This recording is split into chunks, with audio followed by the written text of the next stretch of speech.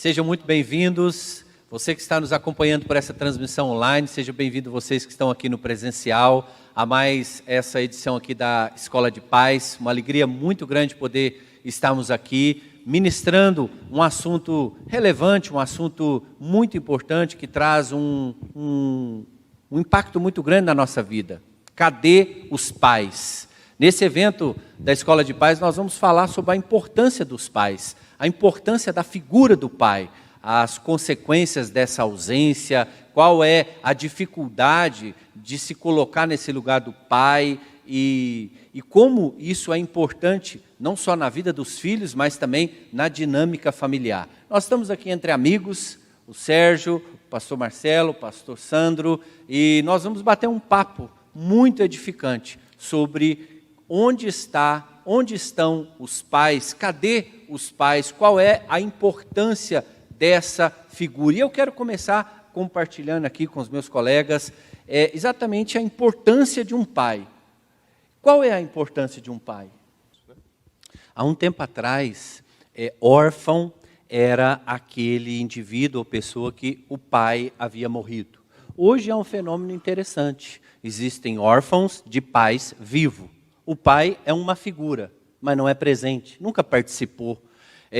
E quando se trabalha com aconselhamento, atendendo pessoas, a grande maioria das dores, dos traumas, das feridas que as pessoas carregam vem de um contexto familiar e mais precisamente na figura do pai. A figura do pai, ela gera muitas vezes um vazio.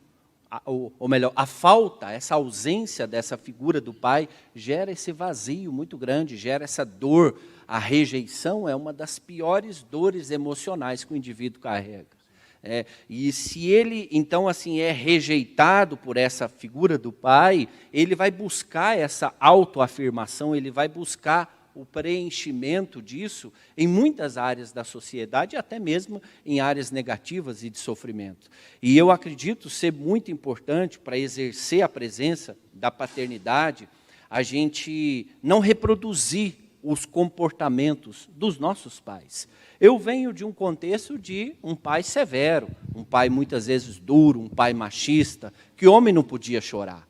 Se eu trato os meus filhos como meu pai me tratava, eu vou repetir um ciclo de desastre. Não se faz mais os pais como antigamente, graças a Deus, porque a gente precisa de pais para o tempo que se chama hoje. Eu estava ouvindo uma história que a pessoa me dizia assim, eu nunca tive um pai. E minha mãe, na tentativa de me dar um pai, se envolveu com muitas pessoas, mas sempre sem sucesso. E eu me casei, eu tive os meus filhos, eu tive uma filha. Quando eu abraçava a minha filha, quando eu abraçava o meu filho, que ele caía no chão e ralava o joelho, eu dizia, filho, você não tem problema, você pode chorar. Se você machucou, você pode chorar. E ele me dizia assim, que quando ele abraçava esse filho, dizia, você pode chorar, ele abraçava ele mesmo. E curava essa dor de uma ausência de um pai que dizia para ele, homem não chora, ou de um pai também que nunca teve presente. Então, quando a gente faz essa abordagem, cadê os pais? É um pai que se renova, é um pai que se reinventa, é um pai que é presente, é um pai que se diferencia muitas vezes daqueles moldes do passado. Eu gosto de uma frase assim que cada um dá aquilo que tem. Nesse sentido, a gente pode olhar para os nossos pais e compreender. Eles não tinham para dar. A gente queria que eles nos dessem amor, sentasse a gente no colo, abraçasse, fosse compreensível, amoroso. Não tinha para dar, não recebeu isso. Mas, por um outro lado, isso não nos aprisiona num vitimismo. Não, então meu pai fez assim comigo, então está tudo perdido, é assim que eu vou ser. Esse vitimismo, ele nos faz estagnados, numa repetição de um ciclo de comportamento de sofrimento. E uma das chaves é exatamente levantar essa cultura da paternidade.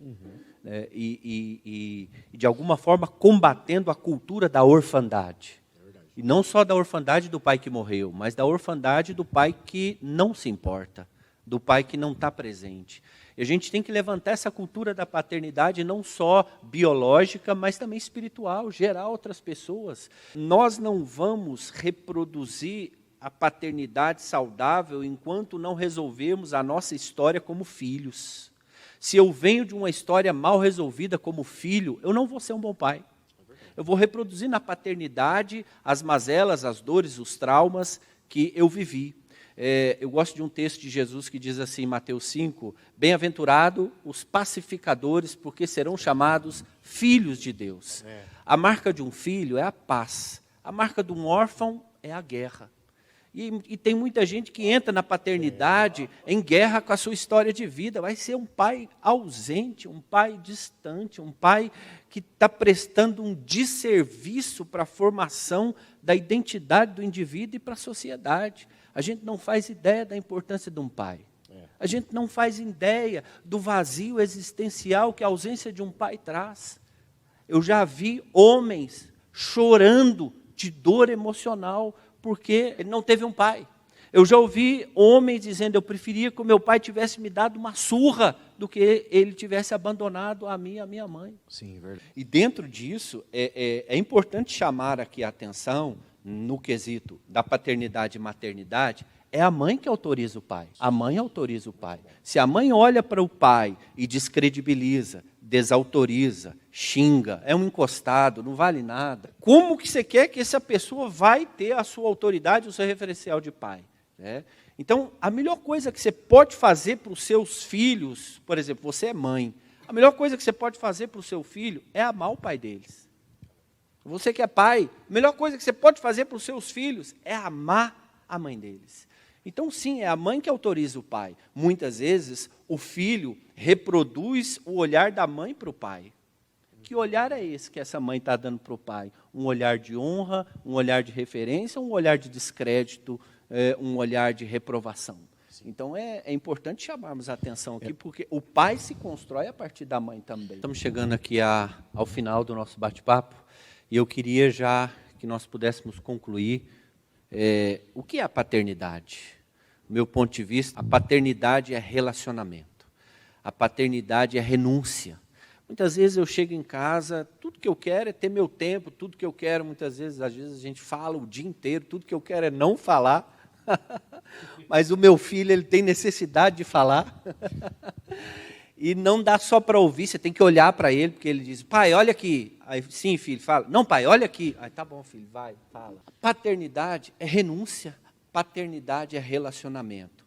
Paternidade anda na contramão do egoísmo. Quanto mais egoísta, menos pai. Mais mal resolvido. Quanto mais doador, mais pai. Muito gostoso. É muito profundo.